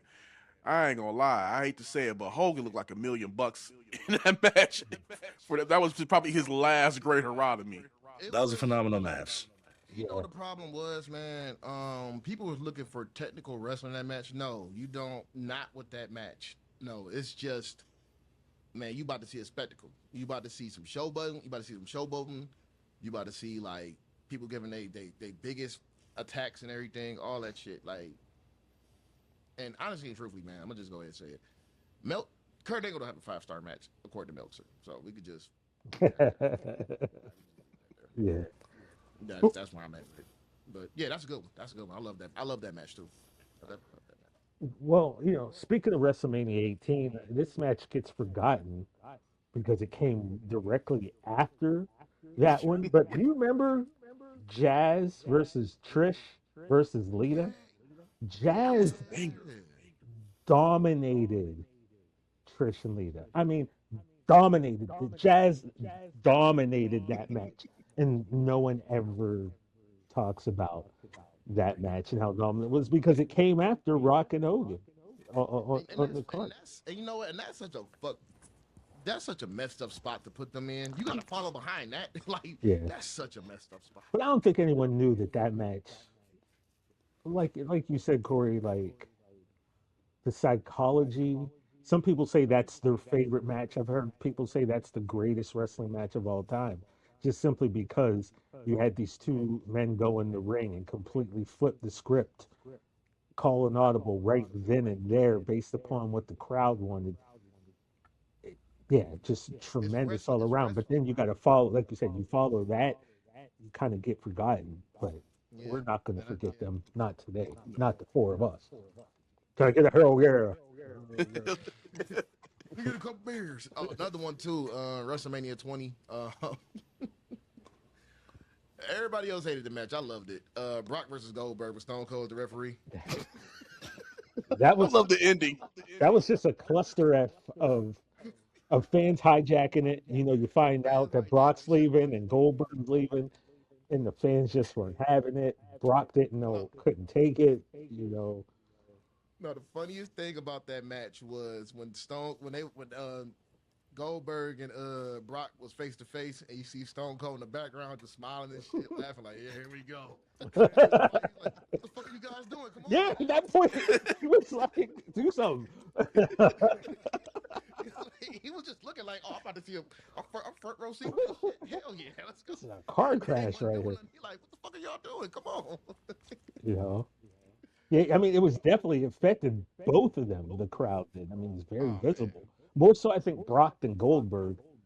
But yeah, Yeah, You know, it's yeah, 'cause another I don't underrated think Brock knew WrestleMania that match. The fans knew what was about to happen, so he was just like, "Shit." what was that, You, Corey? so you know, it's another underrated WrestleMania match that I think a lot of people don't really bring up, and I thought it was pretty good. Undertaker and Batista. Phenomenal. Yeah. You know what? It just Yeah. it don't, and I think Batista said that. I forgot because I think wasn't that was the same one that was Cena and Shawn, right? Yeah, that was That was the WrestleMania same one. 23. Yeah, That's because I remember 23? Batista Okay. was That saying was like, 23. yep, because Batista was saying like he went into that match was like they were like, yeah, we're gonna try to make this where it's gonna be hard to follow, Mhm. and I just thought that was one of, I mean, Batista's had some good matches, but I just thought that he was really on his A game with Taker. Who knows? Maybe he could credit a lot of that to Taker. But I thought that was a great match right here in the And you backyard give too. Batista that credit too. Batista definitely improved over the years when it came to that match too. Like Yeah. Batista was what definitely like he figured it out definitely. But no, that's a great one. I think people forget how overt Batista was. Like white tank top Batista on SmackDown. Where, Coming out with the dress pants. come on, Batista just come out just dressed like he was going to the club. That era Batista, that dude was so over, and I think people kind of forget sometimes how over Dave was. Yeah, he Even made as that a he made heel, that big gold belt like $1,000,000. Yeah. even as a heel before he left when he was feuding with Cena when he had like the spotlight please. I love that Batista too. Yeah, That yeah. Batista was funny, fucking hilarious. While you're out there kissing fat women and babies. Hugging fat girls. So I don't know if you guys have been keeping up with Rivals, but they mentioned that in Rivals with him and Triple H about how he developed so fast, so fast to where he was. That's why they had to do half the stuff they did with him because they didn't expect him to take off as fast as he did.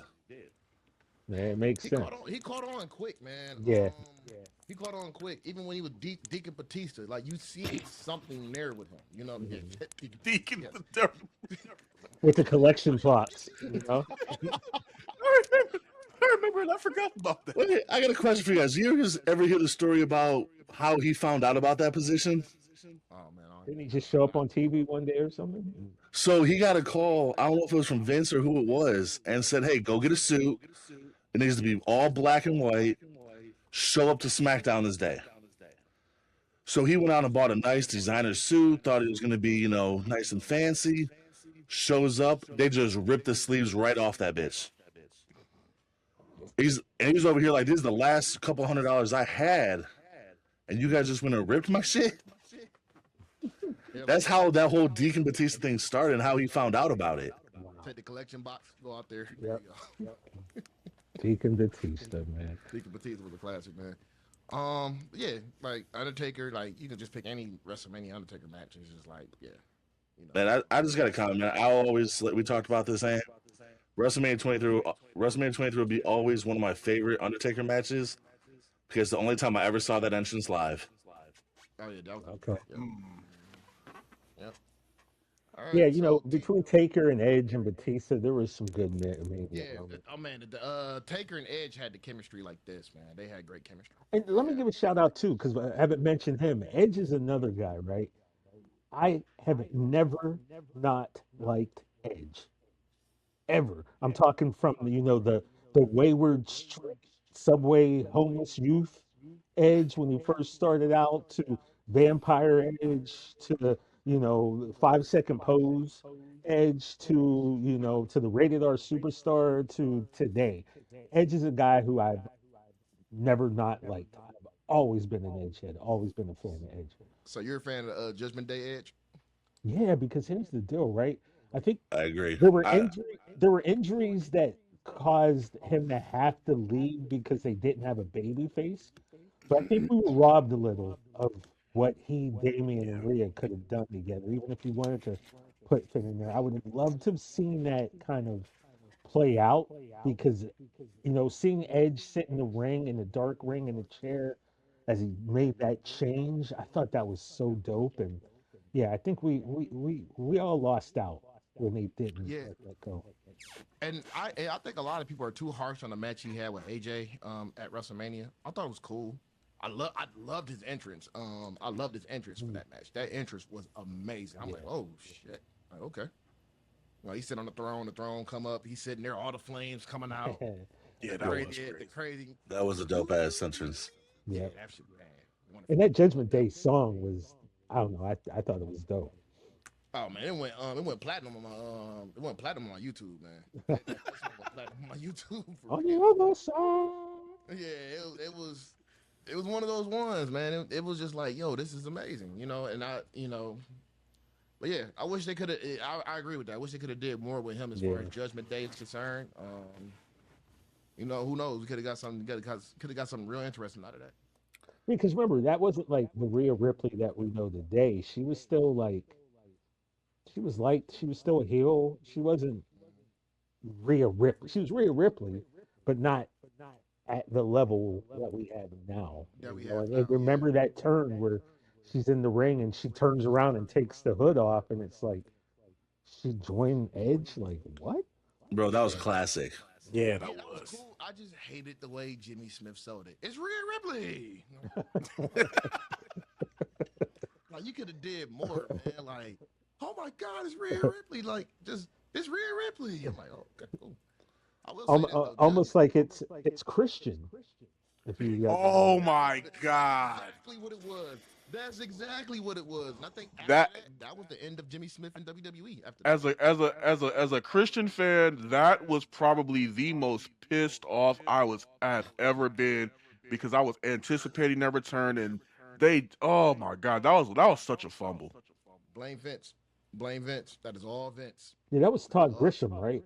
Yeah, because Todd I Grisham think said that so. Vince was like told him don't even give him just make it like I can't remember what exactly he said, but he was just like don't even just it's Christian. Here's the Yeah, deal, right? Even Cole would have Cole or especially JR, they would have sold that to the moon. Yeah, it's just that just shows how much Vince didn't like Christian for some fucking yeah. reason. Like And I it was a was Christian fan, man. Like I'll be honest yeah. with you guys, one of my favorite wrestling moments that it doesn't get talked about ever is after Edge retired and Christian had that Extreme Rules match against Del Rio where he Mm-hmm. won the belt and just like Booker T and Striker on the call. If you haven't seen it, guys, please go on YouTube and check it out. But it was just like Booker T telling the story like Chris is gonna grab that ladder. Chris is grabbing the ladder. Chris is gonna grab that title. And then Booker said something about it's the greatest feeling in the world. I know. And he pulled that belt down, bro, and just like people lost their minds because Christian won. And Edge is sitting there crying, and people are going crazy. And then the next day, because SmackDown filmed on Right, a on the same right. Tuesday and came out on either Thursday or Friday, he loses the belt to Orton, and that was the first time that I stopped watch. I was so mad about something, I stopped watching wrestling. I stopped watching wrestling for There's about four always weeks. one time that does it for Yeah, everybody. but There's it was always one thing that just does, and be like, I'm done. Christian losing that belt 2 days after, because like I said, SmackDown we filmed on a Tuesday, and I was like, you know what, I'm out for a minute. That just bugged me. Yeah, that had me like get the f out of here. Like, what just happened? Mhm. Yeah, the only time I ever had another moment like that where I was done, and I don't know if you guys agree or not, but when, when Kofi lost his title to Brock, the starting credits were still there, I'm like, dude, just I knew something was up because like the show went off at like say 10 o'clock, and it was 9:58, and I was like, oh my god, no, what is I'm going like, on? no, it's not gonna happen like Twitter, this. Twitter, Yep. Twitter crashed and burned that night, man. Oh my god, it You know, did. Bro, my Twitter my biggest crashed. problem with that, right, is this: Kofi's whole wrestling style, right, is based upon what his athleticism and his intelligence. Like, think of how many times he was able to avoid, the rumble or the battle royal throwouts because he's smart enough to like catch a chair or push his body onto a table. Just The everything about pancakes. yeah, everything about Kofi was smart. Kofi at 210 pounds bum rushing Brock Lesnar to start a fight. That's not Kofi Kingston wouldn't do that. That was dumb. There was no It that way that it Kofi made would no bum rush that man. It made no sense whatsoever. And then Kofi with Kofi, man, Kofi when he had that title run, Daniel Bryan, Hmm. Kevin Owens, Samoa Joe, he was going through them all. Get the Brock, Just like that. And I remember, if you crazy. remember, that was like Daniel Bryan, like the Planet's champion at that time. He had The the him belt. eco-friendly belt. And I gotta be honest, if you remember, it was him and Rowan, and it was actually getting kind of interesting because I love Daniel Bryan. I was interested to see where he could take it. And that just got stopped because Kofi Mania took over. That's Yeah. another time where I'm like, I wonder where Daniel could have taken this. But he had a yes moment. This was Kofi's moment, so that whole storyline got shelved. But I always do wonder, like, what could he have done with that? Because it was so weird. It was starting to get interesting. Yeah, definitely. Definitely that, man. So we got to wrap it up because Raw's about to come on. I know everybody want to get tuned in for Oh, that. right, right. Yeah, because it is like 15 minutes. What do you have coming up soon, man? Like I know you probably got some things you working on. Is there anything you want to talk about that you got coming up pretty soon? Right? Yeah, so still Rich Eisen show doing that Yep. every day. Like I said, that's 9 to noon Pacific time, 3 Eastern, and then throughout the other time zones, you got to do the math. I don't know. But yeah, that's on we're on Disney Plus and ESPN. Just very privileged to be there. Also, No Contest Wrestling. We have the honor. We are the first and only wrestling podcast on the ESPN platform. So that was kind of a big deal for us. So that was a little bit major. WrestlePalooza last September, we got to host the pre-show for that. So we became the first ESPN's first jump into a PLA. We were actually the first people that were shown on ESPN that day hosting the pre-show, and hopefully we will have some stuff happening around WrestleMania. I don't want to come out and say it yet because there's always as the wrestling posters around the world for decades have said, cards subject to change. So I'll just say hopefully we'll have something cool going on around WrestleMania. But yeah, no contest wrestling, man. We're just out here, trying to trying to bring some joy to the I Wine constantly IWC folks. Awesome, awesome. Well, we won't be at WrestleMania this year because Vegas is very expensive. Yeah, right. I'm gonna just be real about it. It's Yeah. very expensive. Like, yeah, I'm still kind of feeling a little bit, but we will be having our watch parties at DraftKings this year, Oh, the nice. 18th and the 19th. We have a big announcement for that, but we're gonna wait till we get everything finalized. I feel you on We'll that. let the fans know what we got going on, but it's pretty big. I will say that it is pretty big for us, and we will be giving out belts again. We are raffling off belts, so But not definitely in line Chris's for that. belts, because I know he ain't getting letting you get his belt. It's actually it's my connect though. Oh, It's okay. Connect, definitely. It's AJ's Connect. So belts in Chicago? Yes, sir. Okay. yeah, Bell yeah. Appraiser to be exact. Bell Appraiser, Indiana. Oh, AJ's Valkyrie. belts. Okay. John Barbaros is the man, dude. See, just to let you guys know I pay attention. I got that written down and I'm gonna check it out. I'm gonna have Corey shoot over the details, or I'll DM you and let you know everything. All right, Man, bet. I see. Because he got the above the spinner belts, that Balco belt. That's I the see. one that's the one. That's one of my favorite ones, the Yeah. Balco belt. That's That was my buddy. I have a friend named John Piermarini, and John and I, before we go, like our friendship started years ago. The way I'm sure you three have had at least 10 friendships start. I was working at MTV. I was, like I said, I was producing Punked, and I was doing another thing in MTV, I forget. And John, he did something for Pimp My Ride. And so, in the hallways of MTV in Santa Monica, someone would go, "You like wrestling, right, TJ?" Like, yeah, because that's one thing about me that you know about me. If you know me for 10 minutes, you know a few things. I love the Cowboys. I love Halle Berry. I love Notorious B.I.G. and I love wrestling. So I'm like, yeah, of course, everybody knows that. And like, well, yeah, there's a dude that works on Pimp My Ride. He likes wrestling too. And I kept hearing about him. And one day, as it happened, we're in the bathroom. He goes, "You like wrestling, right?" And I'm like, "Yeah." And then he and I have been friends for the last like 20 years now, based on, like I said, I think if you're a wrestling fan, you will all have those kind of friendships that start with, oh yeah. "I heard you like wrestling." So, he had that belt, the Brock belt up there, and he actually got a job one day. I'll never forget it. I was sitting at home. He's like, "Yo, I went to the website. I applied to be a writer for WWE." He goes, "You want to do this with me?" I was like, "Heck no, man. I don't want to live in California. I ain't living in Connecticut." Like I was automatically going to get the job or something. But he uh he and I used to always have these, we make our own scenarios about wrestling. And I had one about Ted DiBiase winning. Speaking of Ted DiBiase Jr. winning Money in the Bank, and then remember when Orton kicked him in the head out of Legacy? So it was like Yes, right sir. after that, Ted came to the ring to save Randy from something. He wins Money in the Bank. He comes to save Randy, but I don't even know if I should say this because I think this is dope. Anyway, he Randy's back and turn. He doesn't have the briefcase, but he has the contract in his boot folded up, and he pulls the contract out of his boot and he hands that to the ref. So John was like, "Can I use that?" And he wrote that up as like, just like a storyline. He happened to get the job. And so yeah, that's what that belt up top reminds me of, his time working at WWE. Just again, long story short or short story long, but yeah, That was one of my we'll call it bucket list belts. yeah, I got that. And the spinner, of course, that's classic. I have that one too as well. I got Cena to sign that one when he was in studio, so that was, Oh, yeah. I say I that just broke my heart, man.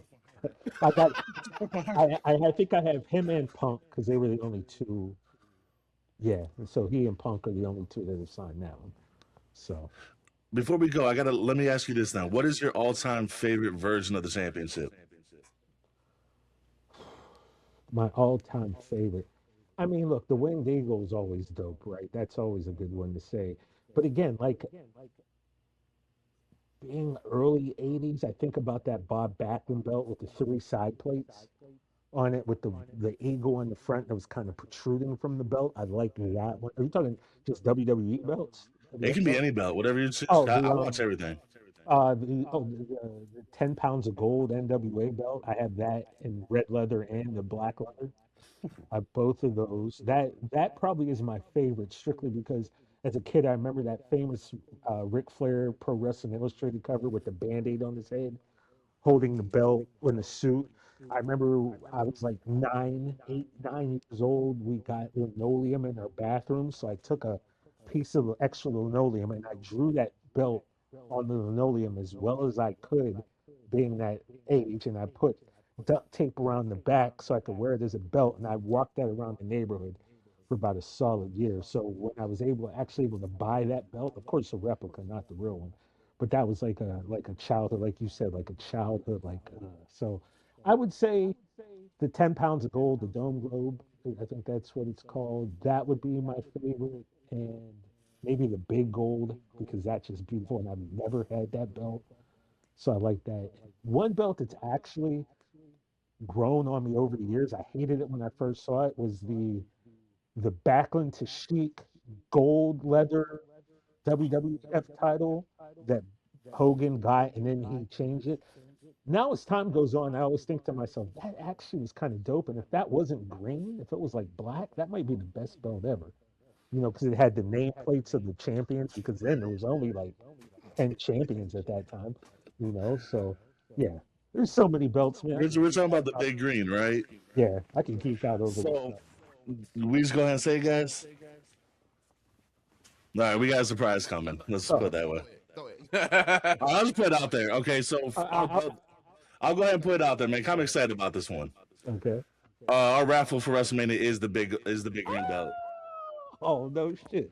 You can Okay. enter too if you want to, man. I might You have can to, enter yeah, too. yeah, I might have to do that because I got good luck winning belts. So, That's and I told you guys like I want to get another one of these NCW belts made, and I'm like, all right, we got the black leather. I'm like, I want to do either white or green. I say white. I was White thinking and white white. look great on Our there. colors are blue and gold though, because I was like, when we picked the name of the show, I was like, how do we want our logo to look? And those shades, like, I was always a fan of WrestleMania 17 with the color scheme and the way the letters were, and I was like, dude, perfect. So, yeah, so green was definitely in my mind. Yeah, I want to enter that though. Don't let me win that thing. You can't tell No, me we'll nothing. be in touch about it for sure. If I'll I send get you the that, details. Yeah, if I send get me the that big details. green, you can't tell me nothing. Send me the details. You can enter. You win that. We'll ship it out to you. I might just have to fly out there, just give it to you in person. Like, here you go, man. Present it to me. Yeah, I'll present it to you like that. Why not? I'll definitely do that. So, but nah, man. TJ, I definitely appreciate you, man. You know what I'm Thank you saying? guys, man. This is a great episode, man. We had a great time with this one, man. I appreciate your time, man. Yeah, normally when it comes to no contest, of course, people want to talk to the movie star of the tag team duo. People don't want to talk about the published author who sits and talks about sports every day. So this is pretty cool. I normally like to ask the questions, but I appreciate you guys having me. Real quick, because I know we got to go. It's funny. When I saw you at the end of when I saw you at the combine, Mhm. I was like, do I go bug him? Because I mean, he looked like he's over there kind of busy. But then when you came around, I'm like, all right, he's gonna have to tell me no. And then when I asked you, you was like, me? Yeah, it's kind of weird, fellas, because I'm like a guy who I've been in Hollywood since 1999, and some of my best friends are actors and celebrities like Ashton Kutcher and Wilmer Valderrama are two of my best friends. So I've always, for 20 plus years, I've always just kind of stood in the back while anytime we go here or there, and people mob them, want to take pictures, talk to them. And I've never really had a hard time playing like the background role, whatever, it's cool, and even doing the podcast with O'Shea, it took me back to hanging out with those guys when we were younger because people love O'Shea, man. Like we'll go to WrestleMania, we'll go to like MLW matches, we'll go, wherever. Anytime there's wrestling involved, and people just love O'Shea. So it's really cool and again, I sit back and I just watch, because I have no problem playing the background role. It's okay to be the man sitting next to the man.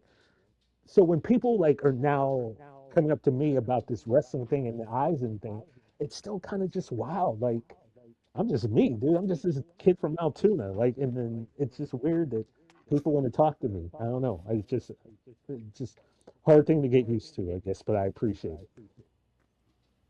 Oh man, you know what I'm saying? We like to reach out to people like, and Corey told me he was a well, I know you was a big wrestling fan from watching the show and everything, but Corey telling me how cool you were in person on that. Oh yeah, I'm looking forward to this one. And turned out to be Appreciate one it, of my man. favorite ones, man. So I definitely appreciate you for sure. Thank you, guys. Thank you. Yes, and Good luck with next everything. episode, appreciate you. And then We next appreciate it. episode we'll have more details about the watch parties and all that, and then we're gonna let y'all know exactly what's happening once we finalize everything. But Appreciate everybody tuning in. Shout out to TJ for joining us. Corey, appreciate you as always, man. We will see y'all in next week. Bye, Miss Parker. Thanks again, TJ.